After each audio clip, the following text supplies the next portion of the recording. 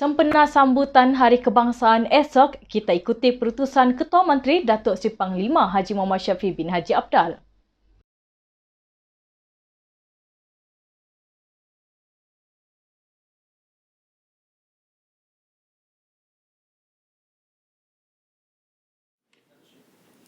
Assalamualaikum warahmatullahi taala wabarakatuh. Salam sejahtera. Dalam kesempatan ini, saya ingin mengucapkan selamat menyambut Hari Merdeka 31 Ogos. Ini merupakan satu tarikh yang cukup penting bagi kita rakyat Malaysia di seluruh negara. Kerana inilah merupakan waktu dan saatnya di mana kita terlepas daripada belenggu penjajahan dan kebebasan negara kita dan bangsa kita dah pun kita rasa dan nikmati. Di setengah-setengah tempat, setengah-setengah negara, mereka terpaksa berhadapan dengan bukan hanya pengorbanan harta, juga tenaga mereka, malahan nyawa mereka untuk mencapai kemerdekaan. Di negara Malaysia, kita amat bersyukur kepada Allah Subhanahu Wa Taala kerana kita mencapai kemerdekaan tanpa adanya pertempuran peperangannya. Kerana itu merupakan satu langkah yang telah dilakukan oleh almarhum Tunku, pimpinan-pimpinan seperti Tun Mustafa, Tun Fuad Steven, Temanggung juga ramai lagi pimpinan yang telah bermuafakat. Orang Melayu, orang Cina, orang India dan suku-suku kaum yang ada daripada Sabah dan Sarawak. Permuafakatan itu telah merealisasikan kemerdekaan di peringkat negara kita. Permuafakatan itu telah kita dapat jayakan dengan ada persepahaman, juga kerjasama daripada semua lapisan masyarakat, tidak mengira bangsanya, tidak mengira agamanya, tidak mengira daerah dan juga tempatnya. Alhamdulillah pada hari ini, Malaysia telah pun membesar sebagai sebuah negara yang berdaulat, membangun, dan kita sedar dan tahu untuk mencapai kemerdekaan ini dan juga memenuhi kemerdekaan bukan hanya dengan melongkan dengan lagu-lagu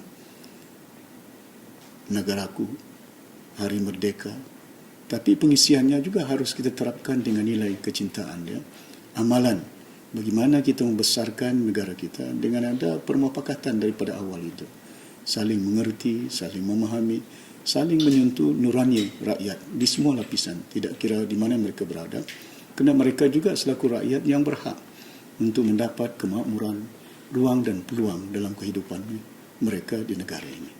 Jadi jangan sia-siakan perjuangan yang terdahulu, yang telah mengorbankan masa dan juga tenaga mereka, nyawa mereka semata-mata untuk ingin memerdekakan negara kita.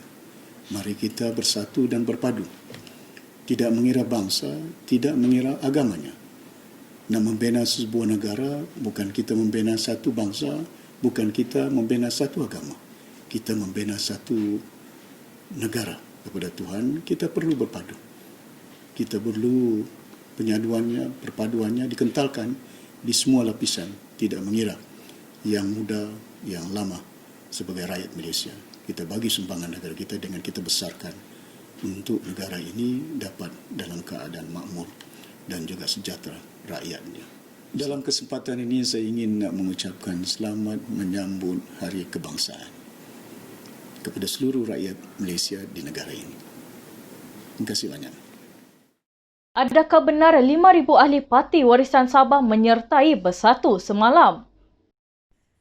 Presiden Parti Pribumi Bersatu Malaysia Bersatu Tan Sri Muhyiddin Yassin ditipu. Kononnya terdapat 5,000 bekas ahli parti Warisan Sabah warisan diketua individu bernama Ramli Saraman menyertai parti itu semalam. Sebaliknya, penyerahan borang menyertai Bersatu yang diadakan semalam adalah taktik kotor dan propaganda yang diatur oleh barisan kepimpinan Bersatu Sabah untuk menunjukkan kononnya parti itu mendapat sokongan. Ketua Penerangan Warisan Bahagian Sempurna Hasbullah Rauda berkata, lelaki berkenaan adalah bekas Ketua Kampung Simunul pada era pemerintahan Barisan Nasional namun dilucutkan jawatan selepas pilihan raya umum ke-14 yang lalu.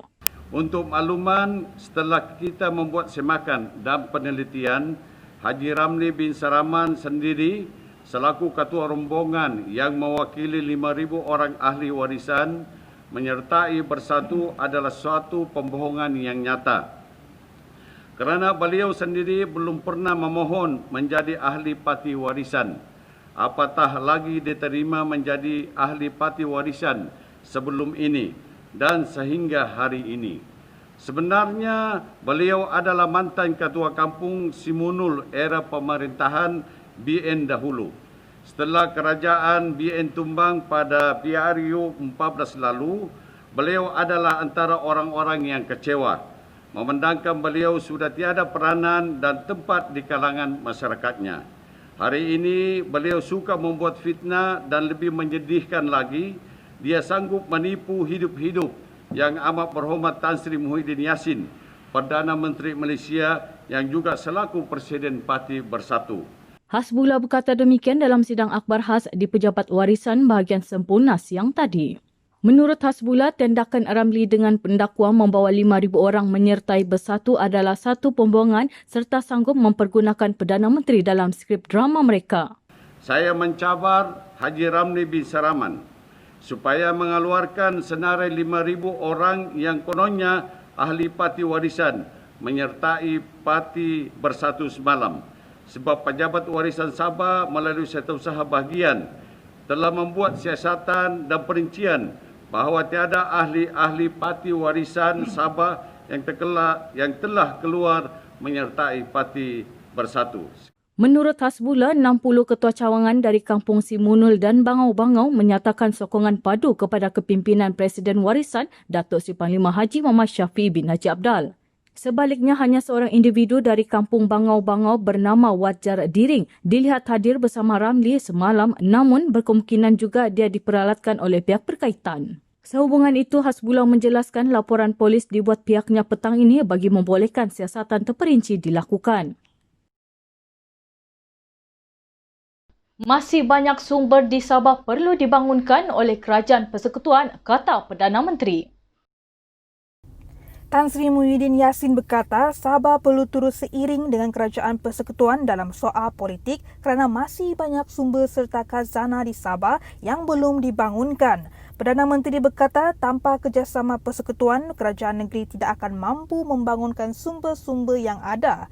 Lebih penting ialah untuk menentukan supaya Sabah akan terus maju ke depan menjadi salah sebuah negeri yang menyumbang banyak perkara untuk Sabah melihat Malaysia menjadi sebuah negara maju dan berjaya. Tentulah antara perkara yang paling utama ialah untuk melihat situasi politik negeri Sabah sentiasa kukuh dan stabil.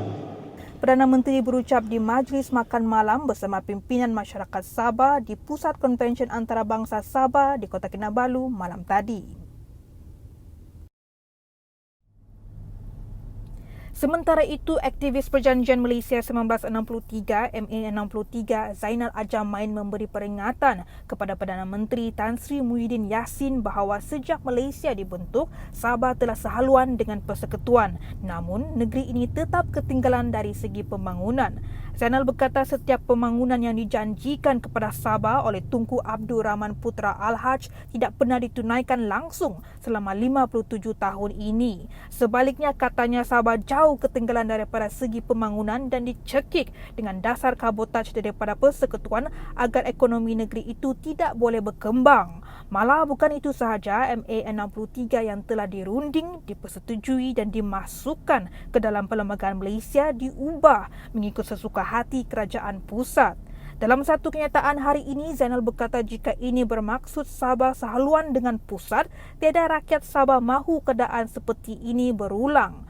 Muhyiddin ketika berucap dalam majlis bersama penjawat awam persekutuan di Kota Kinabalu semalam berkata adalah penting untuk Sabah terus sehaluan dengan kerajaan persekutuan demi kemajuan negeri ini. Zainal turut mempersoalkan kenapa Muhyiddin langsung tidak menyentuh soal MA63 ketika berucap di depan rakyat Sabah sempena lawatannya selama 2 hari. Beliau secara sinis berkata, jika Muhyiddin tidak tahu apa maksud MA63, maka lebih baik beliau memegang jawatan sebagai Perdana Menteri Malaya sahaja. Tegas Zainal, Sabah kini mampu melihat masa depan yang lebih cerah dalam tuntutan MA63 apabila 17 daripada 21 perkara yang dituntut berjaya diperoleh di bawah pemerintahan Ketua Menteri Datuk Seri Panglima Haji Muhammad Syafiee bin Haji Abdal. Kenyataan yang mengguris hati dan menyinggung perasaan penganut agama lain di negara ini perlu dihentikan. Pemimpin Parti Warisan Sabah meminta Ahli Parlimen Pasir Putih Nik Muhammad Zawawi Saleh meminta maaf kerana kenyataannya bahawa kitab Injil telah dipesongkan. Timbalan Presiden Warisan yang juga Ahli Parlimen Penampang, Datuk Daryl Laiking dengan tegas berkata, asas Persekutuan Malaysia adalah saling menghormati dan ia telah diterapkan di bawah pemerintahan Pakatan Harapan sebelum ini. Menurut Daryl, ketika beliau berada di Kabinet Persekutuan, tidak ada Ahli Parlimen yang pernah mengeluarkan pandangan atau pendapat mereka mengenai mana-mana agama. Sebaliknya, sentiasa mencari persamaan untuk Malaysia yang lebih baik. Mengulas lanjut, sebagai orang Sabah, katanya rakyat negeri ini menaruh penuh kepercayaan kepada semua pemimpin kerajaan negeri dan persekutuan untuk meneruskan visi Malaysia yang bebas daripada ketasuban dan ekstrim. Justru Daryl mendesak semua rakyat Malaysia untuk terus tenang dan berdoa Ahli Parlimen Pasir Putih itu akan memiliki kerendahan hati untuk meminta maaf. Bendahari Agung Warisan Terence Yambun berkata, biarpun semua orang berhak membaca kitab suci, namun seseorang perlu mempunyai pengetahuan dan kawalan diri bagi menghalang mereka mengeluarkan kenyataan yang membangkitkan kemarahan orang lain. Pertubuhan Kinabalu Progresif Bersatu APKO mengutuk tindakan pihak yang memperkecilkan agama lain, sebaliknya meminta rakyat Malaysia hidup dalam keadaan harmoni. Timbalan Presiden APKO Senator Datuk Donald Mojuntin berkata, beliau mengecam sebarang tindakan yang mengganggu gugat perpaduan. Rakyat sepatutnya saling menghormati antara satu sama lain dan hidup dalam keadaan harmoni perlu diamalkan. Inilah doa saya, katanya. Sebagai penganut Kristian, Donald memaafkan Ahli Parlimen Pasir Putih itu. Setiap kali menjelang pilihan raya, ada sahaja berita tidak benar yang ditularkan untuk menjejaskan kredibiliti pemimpin tertentu. Ahli Parlimen Sandakan Vivian Wong membuat laporan polis ke atas 4 individu yang didakwa mengeluarkan fitnah terhadapnya, menuduh beliau mendapat projek secara rundingan terus daripada bekas Menteri Kewangan Lim Guan Eng. Vivian membuat laporan itu di Balai Polis Sandakan pagi semalam. Laporan itu dibuat untuk meminta pihak berkuasa mengambil tindakan terhadap 4 individu yang juga pemimpin PAS Sandakan, Sahar Abdul Majid, Junaidi Baharun, Mustaman Mustain dan Kamarul Yusof. Vivian mendakwa tuduhan tidak berasas itu yang disebarkan menerusi akaun Facebook keempat-empat individu berkenaan mencemar imej DAP dan pemimpinnya. Vivian mendakwa Sahar membuat catatan di Facebook pada 27 Ogos lalu yang menuduh projek bernilai lebih 10 juta ringgit telah diberikan kepada Sandakan melalui rundingan langsung. Vivian turut menjelaskan selepas pilihan raya kecil Parlimen Sandakan, beliau menulis surat rasmi kepada Guang En untuk meminta dana bagi menaik taraf beberapa infrastruktur. Katanya antara yang diluluskan adalah projek menaik taraf jambatan dan pelaksanaan sistem pembentukan di Kampung Simsim, serta menaik taraf persimpangan lalu lintas Sekolah Kebangsaan Set Monica, menaik taraf Dewan Masyarakat Sandakan dan menaik taraf Asrama Taman Cahaya. Jadi semua fitness ini adalah daripada laman Facebook, di mana kalau kami boleh tengok ini adalah salah satu example lah. Ini adalah mengenai peruntukan daripada mantan Menteri Kewangan yang dia luluskan untuk daerah di Parlimen Sandakan. Jadi dalam Facebook ini boleh nampak orang inilah dia tulis, hebat daerah Sandakan ini ya, daerah kami Sandakan sampai dapat 5 projek bernilai 10 juta direct nego daripada LGD, iaitu maksud mantan Menteri Kewangan Lim Guan Eng. Jadi saya ini menyatakan ini adalah berita palsu sebab peruntukan yang diluluskan daripada mantan Menteri Kewangan adalah bukan dari direct nego. Ini adalah peruntukan yang akan disalurkan kepada either JKR atau MPS dan dibuka untuk tender. Vivian menegaskan semua individu itu perlu meminta maaf kepada penduduk Sandakan kerana membuat tuduhan tidak bertanggungjawab dan meminta mereka berhenti menyebarkan catatan itu. Jadi ini juga adalah salah satu example of the fake news. Jadi kami ingin menegaskan bahawa kesemua projek yang diluluskan adalah melalui kami menulis surat kepada mantan Menteri Kewangan, dan dia juga fikir beberapa projek yang adalah perlu dilaksanakan seperti perbaikan jambatan Singsing yang sudah sangat usang. Penyandang Menteri Pembangunan Infrastruktur Datuk Peter Anthony berkata adalah lebih penting mandat diberikan rakyat kepada Parti Warisan Sabah untuk pembangunan berterusan di Sabah. Naib Presiden Warisan itu akan mempertahankan kerusi Dewan Undangan Negeri Melalap bagi memastikan kesinambungan pembangunan yang sedang berjalan dapat diteruskan. Katanya masih banyak projek dirancang yang sedang dan akan dilaksanakan di kawasan itu.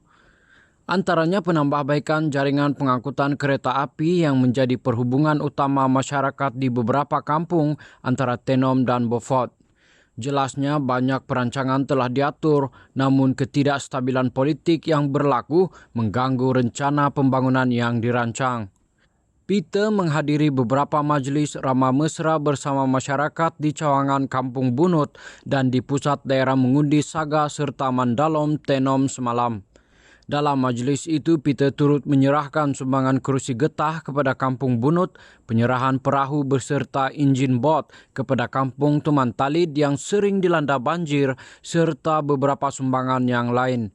Beliau turut menerima borang keahlian baru daripada ahli-ahli Parti Bersatu Sabah PBS yang menyertai warisan di Kampung Bunut dan PDM Saga serta PDM Mandalom. Kita telah menerima kemasukan ahli PBS dan juga staf seramai lebih kurang 600 lebih peserta.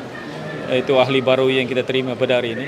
Dan seterusnya menawan kubu kuat PBS di kawasan PDM Saga ni. Dan kita mengucapkan terima kasihlah di atas sokongan dan kepercayaan yang diberikan oleh penduduk-penduduk di sekitar Tenom ini. Saya amat percaya ini disebabkan mereka telah tahu bahawa cuma kerajaan pimpinan warisan ini dengan kerjasama daripada DAP, daripada PKR dan APCO yang dapat meneruskan ataupun membangunkan kelangsungan negeri Sabah ini. Penduduk kawasan Dun Kepayan berpuas hati dengan perkhidmatan wakil rakyat mereka, Jenny Lasimbang. Prihatin, mesra rakyat dan rendah diri. Itu antara pandangan penduduk Kepayan terhadap penyandang kerusi Dewan Undangan Negeri Dun Kepayan, Jenny Lasimbang. Seorang penduduk dari Kampung Tuno, Arnold Evaristus, 61, berharap agar Jenny kekal sebagai YB mereka dalam pilihan raya Dewan Undangan Negeri Sabah akan datang. Ini kerana beliau mempunyai ciri dan kualiti kepimpinan yang amat baik selain mendokong wawasan yang jelas untuk Kepayan. Pendapat saya bagi YB Jenny, memang dia YB yang prihatin dengan rakyat lah. Rakyat di Kepayan. Walaupun dia baru 26 bulan jadi wakil rakyat. Jadi itu pun belumnya lagi belum masih baru lagi betul, kiranya masih baru lah. Jadi kita mau dia teruskan jadi wakil rakyat di Kepayan lah. Jadi dia ini memang sangat prihatin dengan rakyat warga Kepayan lah. Dari dulu sebanyak-banyak YB kan, tidak ada yang macam dia ini yang selalu masuk kampung, jumpa penduduk kampung kan, jadi buat semua ini aktiviti kampung lah. Jadi baru dia ini yang pernah kami jumpa begitu. Bagi Jumarni Muhammad, 37, Jenny mempunyai kualiti kepimpinan yang jarang dimiliki orang lain. Dia bukan jenis YB yang ada certain YB dia mau tu dia punya title saja and then susah mau berjumpa dengan masyarakat. But this YB very friendly. Dia tidak mengira bangsa. Dia tidak ada labelkan mana-mana agama. So macam Christmas kami baru-baru ni, even though saya Muslim pun, saya pun invited to attend the event. That is yang YB yang kami maulah so far. Tambahnya, penyandang kerusi Dun Kepayan itu tidak pernah gagal menunaikan tanggungjawabnya untuk membantu penduduk kampung, termasuklah menganjurkan program untuk memperkasa golongan wanita. Bagi seorang penduduk kampung Nagasiba, Felix Jipanis, 34, sifat rendah hati Jani membuatkan penduduk kampung selesa untuk menyuarakan masalah dan keperluan mereka. Sebab YB begini macam before and after kan, sebelum dia jadi YB pun dia senang di dekat lah. Sudah jadi YB pun macam orang yang sama, dia tidak berubah. Sebab kebanyakan lain orang, YB lain, sebelum PRN, janji itu, janji ini, janji itu kan. Jadi lepas PRN, mau jumpa pun susah. Apalagi mau datang event-event yang kena buat di kampung. Itu susah lah menjumpa. Ya, kalau lagi bagus kasih maintain dia, sebab kami mau YB yang kerja untuk rakyat lah, bukan yang semata-mata untuk mau cari mau cari pangkat ataupun kuasa itu sih. Sementara itu, Lisa Michael, 38, berkata Jani sentiasa rajin untuk mendampingi penduduk dan mendengar masalah serta keperluan mereka. YB Jani is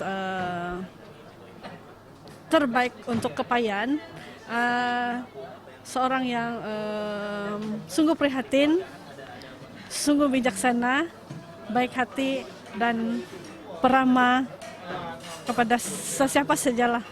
Tidak persoalan, tidak tantangan. Memang YB lah yang terbaik. Bekas Timbalan Presiden Parti Maju Sabah SAPP, Melanie Chia hari ini mengumumkan keluar parti selepas 26 tahun bersama parti itu dan menjadi salah seorang pengasas SAPP. Tindakannya itu dipercayai berpunca daripada keputusan SAPP untuk menyertai Perikatan Nasional. Dalam satu kenyataan hari ini, bekas Adun Luyang itu menyatakan keputusannya itu dibuat kerana sudah tidak sehaluan dengan hala tuju SAPP. Sehubungan itu, Melanie berkata dia akan berusaha untuk melakukan yang terbaik untuk membantu dan mempersiapkan anak muda untuk memimpin dengan nilai politik dan moral yang betul. Jalur gemilang megah berkibar, simbol perpaduan rakyat Malaysia. COVID-19 memberi iktibar kebersihan diri dijaga sentiasa. Selamat menyambut Hari Kebangsaan Malaysia ke-63, Malaysia Prihatin. Sekian berita BTTV malam ini, saya Hikmah Juni.